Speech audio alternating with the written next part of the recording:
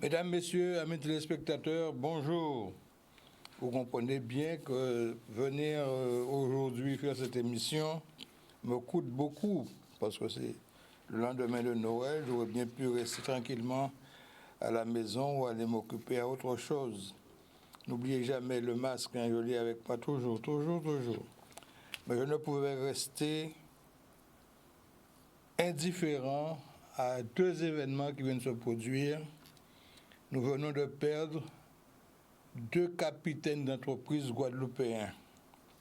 Il s'agit tout d'abord de mon ami Raymond Cellini et non mon ami M. Vulgaire. M. Vulgaire, qui était mon cadet, puisqu'il il est mort à 73 ans, moi j'ai 79 ans maintenant. Je l'ai toujours appelé M. Vulgaire par respect. Alors tout d'abord, Raymond Cellini. Ses enfants, sa famille n'ont pas voulu que ça soit publié, ça qu'il y ait des manifestations avant son enterrement. J'ai respecté leur volonté. Mais maintenant que l'enterrement est fait, que M. Cellini repose dans sa dernière demeure, son corps repose dans sa dernière demeure, mais comme le dit si bien depuis la mort de Jésus-Christ, le corps est là, mais l'esprit est parti ailleurs, et probablement il se trouve peut-être assis à côté du bon Dieu. Alors Raymond Cellini, c'est un ami. Je l'ai déjà dit, je le répète aujourd'hui, je suis franc-maçon, je suis maître franc-maçon. La devise du franc-maçon, c'est d'être l'ami des riches et des pauvres, fussent-ils des gens bien. Des gens bien, autrement dit, des vertueux. Et je peux dire que Raymond Cellini, tout comme M. Vulgaire, étaient des vertueux. Vertueux du travail, vertueux de la ténacité, vertueux de l'engagement. J'ai connu Raymond Cellini dans son atelier, sa petite atelier, dans la rue de l'hôpital, rue Victor Hugo. Petit atelier où il faisait de la radio électrique. C'était un technicien de radio. Il faut savoir qu'à l'époque, les radiotechniciens occupaient la place. Parce qu'avant, de ce temps-là, c'était la radio branchée. On prenait son poste radio, on le branchait et on avait les chaînes, mais très peu de chaînes. On avait d'abord Radio Guadeloupe, bien entendu, en PO, Géo, et on avait également quelques chaînes de Porto Rico, voire même Haïti, parce que j'ai eu l'occasion avec ma radio de capter Radio Haïti. Et à Porto Rico, je prenais KV Aimé de mon ami Hannibal Vasquez, qui a été un grand responsable de Fania. Eh bien, Raymond Cellini a commencé comme ça, dans ce petit atelier de radiotechnicien. Et les choses évoluent dans la vie, notamment techniques. Et progressivement, il s'est un petit peu élargi.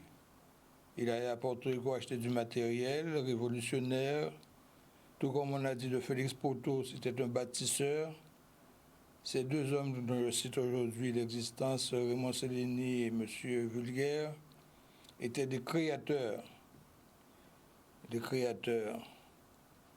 À l'époque de Raymond Cellini, les principaux radiotechniciens les plus connus à l'époque, c'était M.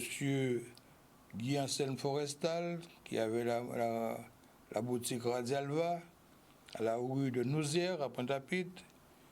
Il y avait les frères Paris, qui étaient installés à la rue Achille-René Boisneuf. Il y avait Claude Corbin, mon ami Claude, je me rappelle très bien l'adresse, 22 rue Barbès, à Pointe-à-Pitre. Il y avait également, et surtout, mon très cher ami guyanais, Émile Briet, qui m'a démontré un jour ce qu'était un oscilloscope, un matériel informatique, enfin pas électronique à l'époque, c'était de l'électronique, oscilloscope. Et voilà que progressivement, l'évolution technique, nous avons eu les transistors. Alors pour continuer les radiotechniciens de l'époque, il y avait mon ami Maurice Palmont à Basse-Terre, tout comme M. Béville. En Guadeloupe toujours, il y avait M. Bonhomme, radiotechnicien, Alexandre Audiné,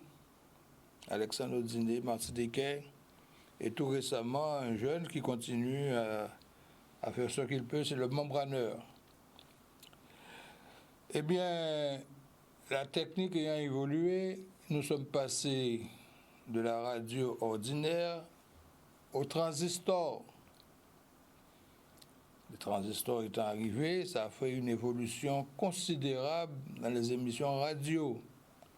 Et finalement, il y a eu la modulation de fréquence qu'on appelle FM.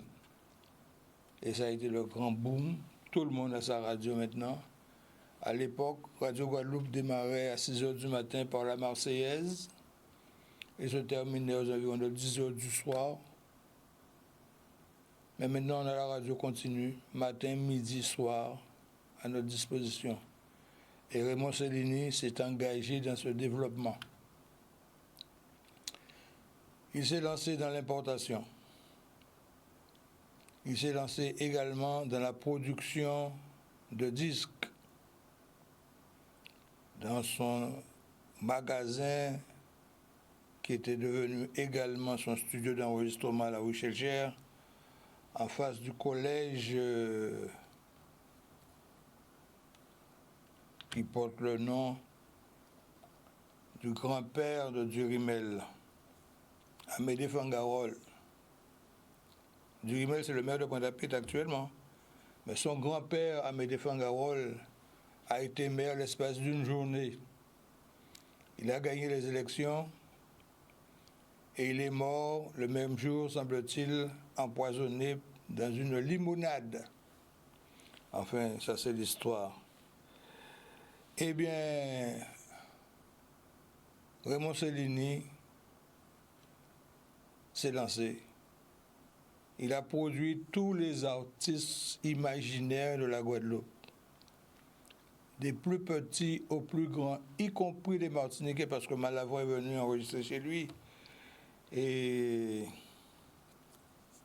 tant d'autres. Raymond Cellini acceptait d'enregistrer tout le monde. Et il a réussi à le faire. Il s'est lancé dans l'importation, comme je vous dis, aussi bien des radios, mais également du matériel de sonorisation, des baffes. Il a importé les produits japonais, il a été le premier à le faire, JVC, Panasonic, Samsung, Yamaha, tout ça, Raymond Cellini l'a fait. Et pourquoi je vous dis tout ça? Il l'a fait, c'est parce que j'étais le transitaire de Raymond Cellini. Et il y avait une totale confiance entre Raymond Cellini et moi. Je vais vous raconter un événement que peut-être les autres membres de la famille ne savent pas. Raymond Cellini se rendait à Basse-Terre, précisément pour aller passer à la préfecture une licence d'importation que je lui avais préparée. Parce que la licence pour information, ça se préparait sur un imprimé particulier. Il fallait l'emmener en préfecture pour obtenir le visa. Pourquoi le visa? Parce que les produits en provenance de Japon étaient des produits, on dit, non pas prohibés, mais des produits qui étaient contingentés. Donc il y avait un contingent pour les radios, un contingent pour les amplificateurs, un contingent pour les autres matériels en provenance du Japon. Donc vraiment, c'est une importance ces matériels. Il devait passer par une licence d'importation. Et le jour où il allait signer sa licence d'importation en préfecture, il a eu un accident. Grave accident, puisqu'il a été hospitalisé à la clinique Vieux-Rose à Saint-Claude. Et voilà qu'aux environs de 19 h, je reçois un appel de Raymond Cellini qui me dit « Alex, j'ai besoin de te voir d'urgence. Je suis hospitalisé à Saint-Claude. et j'ai des choses à régler demain, il faudrait que tu viennes me voir. Donc à l'époque, j'avais une Mercedes puissante, j'ai pris la voiture, je suis parti à Saint-Claude, rencontrer Raymond Cellini. Qu'a-t-il fait? Il a sorti de son sac un chéquier de la BFC, Banque Française Commerciale, dont le président à l'époque c'était Félix Cherdieu, le directeur général M. Zamor, et le responsable du compte de Raymond c'était M. Tarrer. Il m'a sorti ce chéquier et m'a signé une vingtaine de chèques. Vous entendez? Il m'a signé en blanc une vingtaine de chèques. Il me dit, je te confie ce chéquier, j'ai des choses à régler, tu te rapproches de mon bureau. Il avait une jeune femme qui était sa secrétaire, peut-être même une cousine à lui, ou une soeur, je ne m'en rappelle plus. Et je suis allé voir cette jeune femme, je lui ai dit, voilà, j'ai le chéquier de Raymond, dites-moi ce qu'il y a à payer et nous faisons le paiement. Donc, c'est pour vous dire à quel point Raymond Cellini et moi, nous étions des amis. Confier à quelqu'un son chéquier avec des chèques en blanc pour un monsieur qui avait une surface financière importante à l'époque, c'est quelque chose. Eh bien, j'ai toujours gardé le meilleur rapport avec Raymond. Et un jour, j'étais directeur de l'agence Pétrolusie, comme vous savez. C'est moi qui ai créé l'agence Pétrolusie. Il y a un journal qui a commenté ça en disant que quelqu'un d'autre avait créé l'agence Pétrolusie. Non, c'est pas vrai. C'est moi, Alex Montpierre, qui ai créé l'agence Pétrolusie. À la demande de M. Robert Ferdinand Pétrolusie, qui m'a débauché d'Air France. J'étais cadre à Air France. Je m'occupais d'exportation. J'étais au fret avec M. Maes, Éric Maes, que je salue d'ailleurs. Et j'ai reçu cette proposition de M. Robert Ferdinand Pétrolusie, qu'on appelait Roby, pour créer le transit Pétrolusie.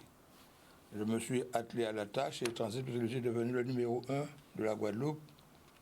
Bien entendu, parce que j'étais capable de mener cette affaire. J'ai sorti du CESTRA, le Centre d'études supérieures de transport et de logistique, donc j'étais capable de faire, et j'ai fait. Et précisément, pour Raymond Cellini, nous avons mené une action qui a abouti jusqu'au ministère du Budget. C'était pour l'importation de disques. Vous savez que quand un disque français arrivait en Guadeloupe, à l'époque commandé par les disquaires qui revendaient des disques en Guadeloupe, c'était des factures qu'on présentait à la douane et le dédouanement se faisait. Mais voilà que les disques de Guadeloupe, produits en Guadeloupe, étaient imprimés en France. Alors, les enregistrements se faisaient ici, les bandes partaient ou le producteur l'apportait lui-même par avion en France et allait le faire presser par Sonodisc, la grande entreprise, la grande usine qui continue d'exploiter d'ailleurs. Et voilà qu'un jour, un inspecteur des douanes a dit non, c'est pas normal que les disques de Guadeloupe coûtent moins cher que les disques qui viennent de France. Et ils ont décidé de mettre une amende pour Cellini en indiquant qu'il a fait une fausse déclaration de valeur. Je ne dis pas du tout. Je suis allé avec tous les diplômes que j'avais et également avec tous les matériels que j'avais de douane. Et j'ai démontré à cet inspecteur A plus B que nous n'avons commis aucune faute. Parce que le disque arrivait de France, sortait de l'usine avec une facture de l'usine et nous déclarions la valeur portée sur la facture de l'usine où on ajoutait le fret et l'assurance pour obtenir la valeur en douane. Et j'ai dit non, c'est pas normal parce que voilà une facture de Barclay qui coûte X francs. À l'époque, c'était le franc X francs pour un disque. Et voilà le disque de Cellini qui coûte même pas le tiers. J'ai tenté d'expliquer. Il a dit non, il veut donner une amende absolument. Je suis allé voir le receveur de l'époque, qui était un monsieur des étages, qui a dit ah oui, mon père, il faut nous donner des explications. Il dit mais monsieur le directeur, monsieur le receveur, je dis déjà de quoi il s'agit. Voilà ce qu'on dit le code des douanes, voilà ce qu'on dit pour la valeur en douane. J'ai respecté la valeur en douane. Et cette affaire est partie en France, parce que la douane dépend du ministère du Budget. Et le ministère du Budget voulait trancher en faveur de la douane. Il dit non, nous partons en France. Et il dit, moi, nous partons en France. Nous sommes allés en France, au ministère des Finances, et nous sommes allés au budget. Et il dit au responsable du budget que voilà, non, monsieur, vous ne pouvez pas mettre une amende pour M. Cellini parce que nous avons respecté la réglementation douanière. Et ça a été un long débat, grand discours, et finalement nous sommes arrivés à un compromis parce qu'il fallait intégrer la valeur payée aux musiciens, la valeur payée au photographe qui a fait la photo de la pochette, il fallait payer, tout ça se faisait en Guadeloupe. Hein. Et ensuite, le mixage se faisait en France et l'usine pressait le disque. Et nous sommes tombés sur un compromis, ce qui a bénéficié à l'ensemble de l'outre-mer. Et c'est un arrêt qui porte le nom de Cellini, arrêt Cellini, au ministère du Budget. Vous pouvez le consulter quand vous voulez. Qui fait que le 45 tours était estimé à 3 francs 21 et le 33 tours à 9 francs 63. Donc nous nous sommes pliés à cet arbitrage du ministère du Budget et que dorénavant les disques entraient en Guadeloupe sous la base de 3,21 € pour un 45 tours et 9 par euro, 3 francs 21 pour un 45 tours et 9 francs 63 pour un 33 tours. Et ça, nous avons obtenu ça grâce à Raymond Cellini. Voilà ce que je voulais dire de Raymond. Et passons maintenant à M. Vulgaire. M. Vulgaire, que j'ai toujours appelé M. Vulgaire, puisque je l'ai considéré plus grand que moi, alors qu'il était plus jeune que moi. Raymond Cellini était mon aîné, il est mort à 84 ans.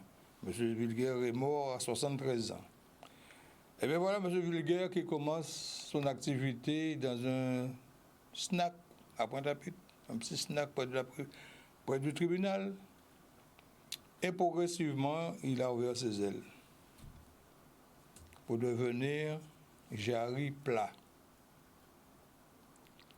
Et depuis 3 ans, j'étais en négociation avec M. Vulgaire pour des personnes qui voulaient louer son garage à la rue Carnot, à la rue Charnot à Rézé. C'est moi qui ai négocié pour les gens qui voulaient prendre ce garage. Et chaque fois, je voyais M. Vulgaire, M. Courtois, distingué dans ces débats, dur en affaires, mais correct. On discutait. Et pendant 2 ans, nous avons fait discuter, nous sommes devenus des amis. Et un beau jour, il me dit, voilà, je veux produire des repas en Guadeloupe pour mettre à bord des avions. Vous savez que les avions qui viennent ici partent depuis la France avec des conteneurs. Moi, j'ai déjà préparé. Et quand ils arrivent, ils chauffent. Et M. Vulgaire a dit qu'il veut se lancer dans cette activité-là. Donc, en clair, il voulait concurrencer Servère. Servère, qui est la filiale d'Air France qui fait la nourriture pour mettre à bord. Eh bien, il m'a dit, monsieur mon père, j'ai besoin de 500 000 €. Il est tenté de le trouver ça, mais je n'ai pas trouvé, parce que c'était quand même aller vers une activité concurrente et il fallait arrêter là. En tout cas, M. Vulgaire a réussi. Il est mort, la tête haute, mais il a laissé une usine qui s'appelle Jarry Plat. Voilà ce que je voulais vous dire, messieurs et dames, aujourd'hui. Je pense que vous vous êtes bien amusés pendant ces jours de vacances. Et il me vient toujours à l'idée de ces gens qui arrivent si haut et qu'on empêche d'aller plus loin, comme ce fut le cas de Icare. Icare de la mythologie grecque, c'est cet individu qui a volé si haut, qui est arrivé tout près du soleil et qui s'est brûlé les ailes. Raymond Cellini et M. Vulgaire, ce sont nos Icares. Ils sont montés très haut, ils se sont brûlés les ailes. Mais heureusement pour eux, il y a de la génération qui vient derrière. Et j'espère pour eux que les enfants vont continuer leur œuvre. Voilà, mesdames, messieurs, bon week-end à vous tous. Vous avez passé de bonnes fêtes de Noël. Je vous invite d'ores et déjà à préparer le jour de l'an dans le calme et la sérénité. Et on se retrouvera l'année prochaine pour notre prochaine émission. Bon week-end à vous tous et au futur samedi. À bientôt.